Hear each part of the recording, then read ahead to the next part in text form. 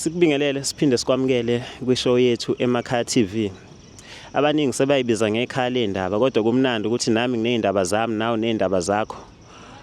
Lazile kuzoxoxa indaba zakho, azile kuzoxoxa ezami, azile kuzohleba, azile kuzoxoxa ezasestradini, futhi azile kuzoxoxa ngamakhelwane. Kepha sizoxoxa indaba ezithinta yena ngqo umuntu. Namhlanje sinosisi othena akayijube ezoxoxa yakhe indaba emphethe kabi.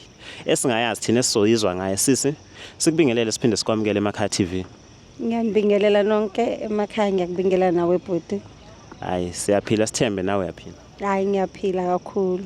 Ayikho into engichaza njengomuntu ofana nawe ethene inkinga kodwa emphasize ukuthi ngiyaphila. Ngoba into ebalekile ukuthi kulikhuni kunjani sophila nazo inkinga. Abanye abantu ziyabaxaka beze bethatha imphefumulo yabo ngoba bayasaba ukuphumela ngaphandle, bayasaba ukuyikhuluma. Abanye beze behambe beyobulala kanti indaba kube mhlawumbe ikhulunyiwe. Kodwa nabantu angeke sikubale uthani bayajajana uma batshela indaba abantu abakusizi bagijimela ukuyohleba ngeindaba zakho. Cha kodwa asingageqa amagula. Ababukeli bethu ave bengenaso isineke bajaha ukwazi ukuthi indaba ithini beqhamuke nezixazululo sisi. Kungani sihlezi nawe namhlanje la? Buti mina inkinga yami engibeke ngaba la ukuthi ngumuntu wesifazane njengamanje angizazi ukuthi ngimiphi ngokwempilo.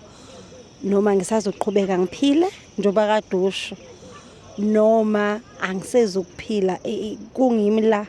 So ngitha ngize la ngizoyixoxa nalo daba. Udaba lwami ke mina lumi kanje. Ngiganile in fact. Umyeni wami sahlangana le kwaDukuza. Sakhulela khona sobabili. Utheke mesefuna ukuganwa uyeza wezekhaya saganwa kahle. Sigane ngokwesintu ke bengasingakagani ngokwesilungu. Sakubekela nje ukuthi abantwana mase bethe ukuthi so bese kuyima senza lo mhlophe. Ngangena nje esigcawini kawumakoti impela ophelele. Masuka sabathola abantwana abathathu sabashiya khona kwaDukuza thina sabuya la ngenxa yomsebenzi. Ubaba ke umuntu osebenza umsebenzi obhizi kakhulu ubuye futhi asisebenze. So ke kwasiphoqa ukuthi size sizohlala la eThekwini. Uma sihlala la eThekwini umshado wethu nje ubumnandi engipha nje uthando engenzela yonke into ebengiyiswela bengenzela yonke into engidingayo enginelisa futhi kakhulu nasembedeni. Bengazi nje ukuthi hayi mangabe khona nje ubaba ngiyazi nje ukuthi inkosi yami icishe kuze kuse impela ibambene empedeni.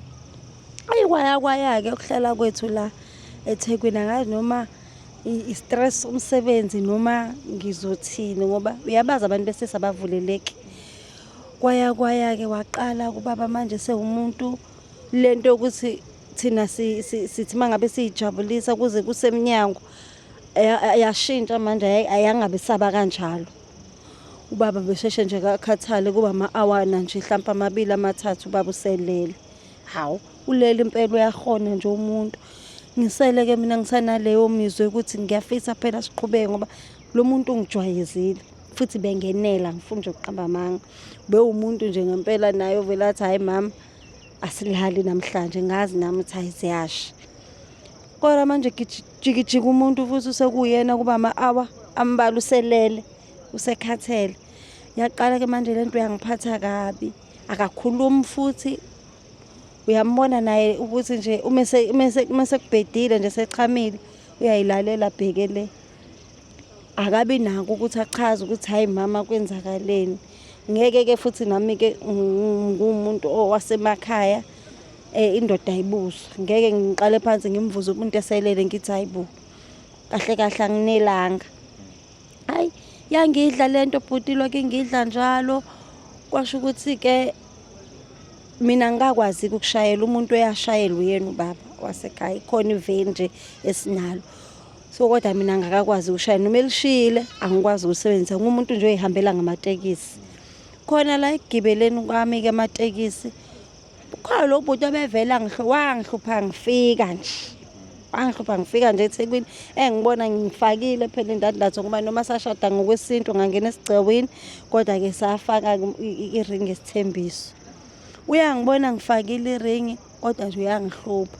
Kuthe-ke mase kufika lento yokuthi-ke ubaba akasafuni uqhubeke ngendlela lesijwayezane ngayo njengabantu phela abaganiselene.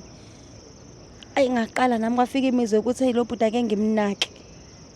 Yabo ngoba mina into ye-attention yendoda angisenayo vele. Uzibuyela lethi kwenye inkathi angafuni kwakona nje ukuthintwa. Umkwazi nje uyamdlalisa hayi akafuni lutho. Manje lo bhuti elokhe nginaka, hawu mama angincome uyaphila. Ayeke angithathe kwenye inkathi-ke mhlawumbe mangile ngayothenga igross. Kube ukuthi ungibeka nje qathatha phambi komnyango. Ayi ngichaze nami lento ukuthi hayi waze wanginaka nangumuntu wesilisa into engiyidingayo vele njengomuntu wesifazane. Hayi sashintsha inamba, masishintshana ngeinamba. Kanti kuzokwenzeka-ke wena bhuti ubaba athathe uhambo oliya eKapa.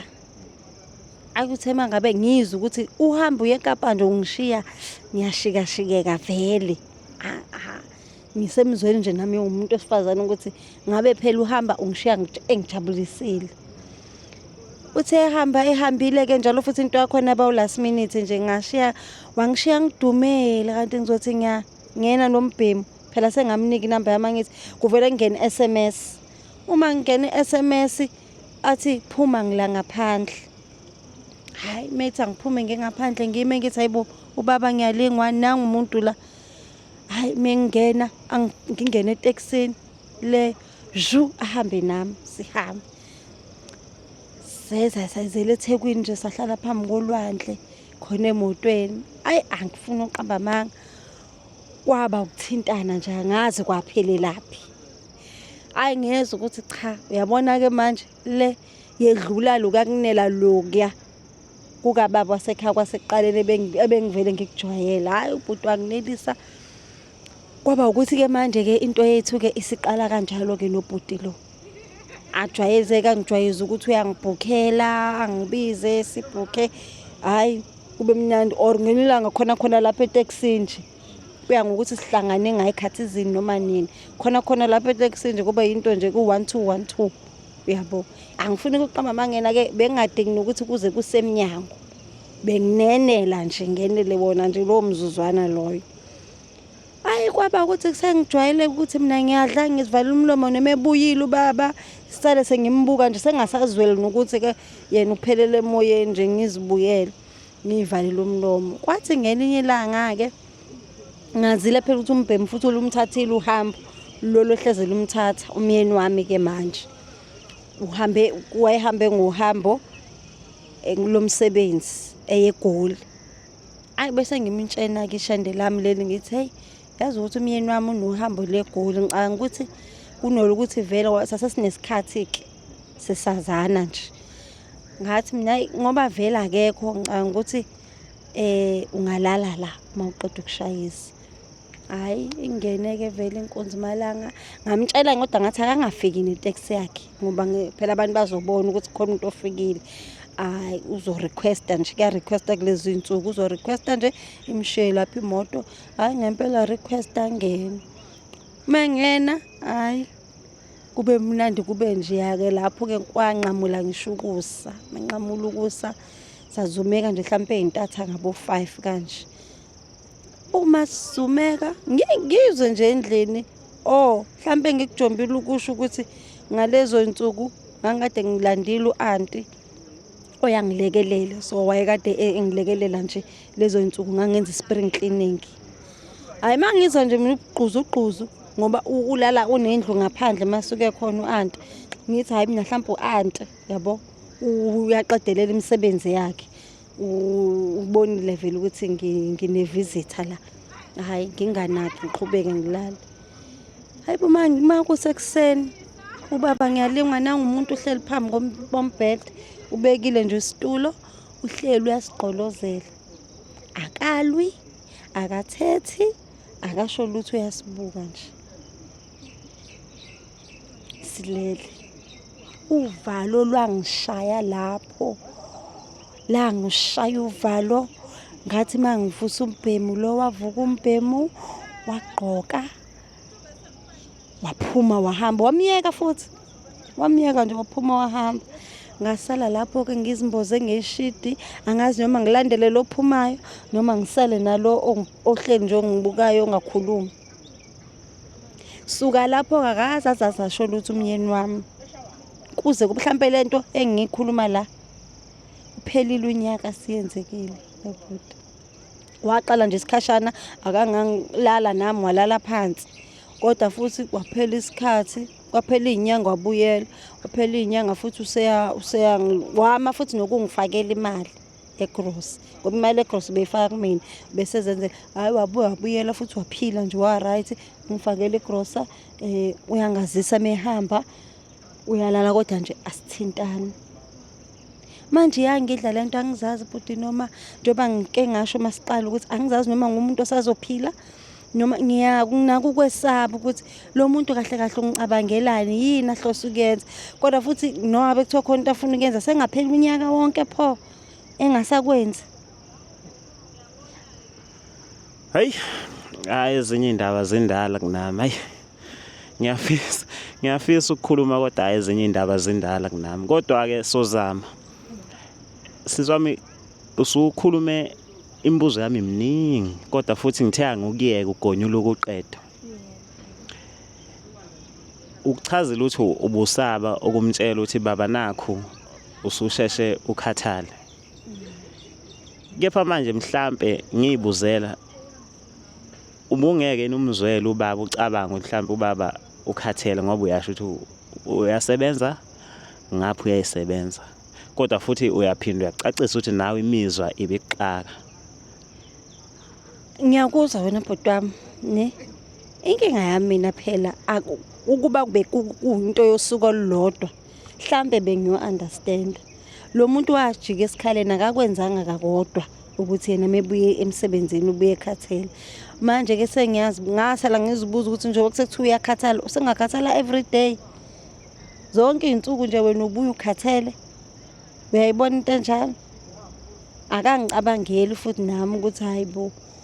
Phela ngiphila nomuntu, lo muntu ngamlanda kubo ukuthi ngimanelise. Uma engasaneli uthi ngifila kanjani mina?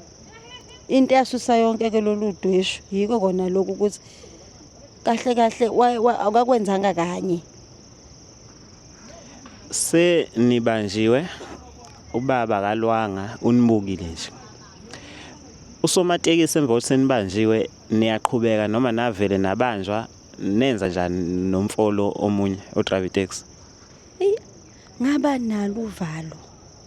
Namanje nje ngisesaba njoba ngisho ukuthi kunzima ukuhlala nomuntu ungazi noma ukudinelwe noma ukuxolele ngoba phela umuntu mexolile kufanele aphimise ukuthi masibani ngiyakuxolela.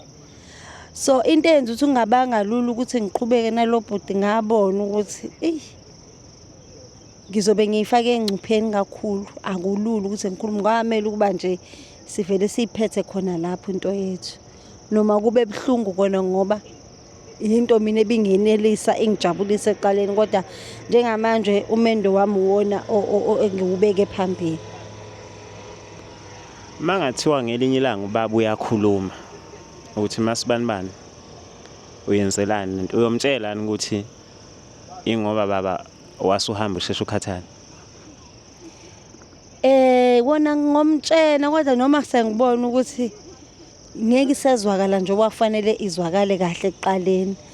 Muse kukanje kuyobe ngathi sengenze excuse kodwa yena ngomtshela ukuthi hayi isizathu esenza ukuthi gcine sekukanje u1 no2.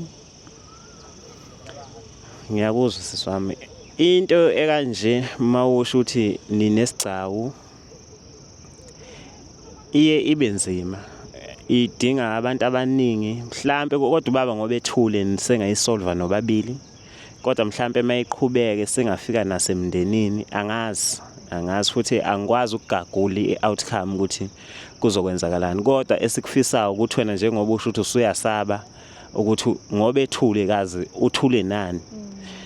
Kunzima futhi nokuthi soyithinta inyoka emgodini ngoba phela siyazi ethule nani. Le ndaba yikho fanele ithole abalaleli bezosinika besichushiza ukuthi indaba senza kanjani kuze sikwazi ukuthi noma sesiya kubaba noma mhlawumbe usuchushiswa mhlawumbe sekuya abantu abanye abangama professional ngoba phela iningi indlela esingayenza sengamthumelela nanomuntu evusa isitori esikanje mabeyixoxela emsebenzini amuzwe ukuthi imizwa yakhe sizwa amanzi ngawubhoko ukuthi umqondo yakhe engenza njani mangathiwa mhlawumbe uyachithelwa yabo. Kuningi esingakwenza, kuningi esingakuzama, kodwa okuningi sokuthatha kubabukeli ukuze size ukuthi into kanje ikanjani. Into engijabulisayo ukuthi ukwazile ukuthi noma usucabanga ngoba omunye umuntu bengayibulala and ingane ziyamdinga umama and mhlambe mayibulala kugcine kusolakala ubaba naye engenze lutho. Kodwa into egcineni fanele sazi mina into engifisa ukuyazi ukuthi vele uzizwa kanjani, ngeke ngithi ucabangani esimeni esikanje uzizwa kanjani ngoba ugcine abantu besilisa bakhuluma and nale ndaba lo ishilo ukuthi wasesheshe ekhathale abantu besilisa abaningi banayo inkinga yalento leyo. Akuqali ngowakho mama, into ekhona nathi sinokuyithola ama message abantu besilisa bechaza ukuthi hayi kunzima, kodwa ke singathemba ukuthi uyisholo wena kubalaleli ukuthi usizo yini ofuna yenzeke kusuka manje. Mina usizo ngiyafisa nje ukuthi umshado wami kona usaveke. Njoba ngisho ukuthi ngancama ukumdela ubhuti lo usomatekisi ngaqhubeka naye umyeni wami ngoba ngithanda ngisafisa ukuhlala ekhaya sinabantwana, angifisi nje kuvele kuphele kanjalo, kodwa futhi ngiyafisa ukugcina ngitholile ngempela ukuthi singayilungisa kanjani lolu daba silise emndenini noma ngihlala naye phansi mina ngivele ngikhulume naye njengoba kwafanele ngiyenze naseqaleni angazi. Cha babukeli usisi useyishilo, sizosuka la sibona ukuthi nithini nathi senze okunye sikucabangayo, kodwa ngenesicelo bosomatekisi lento enidla lapha erank enifaka nomhluzo asinikeni sonke bafowethu.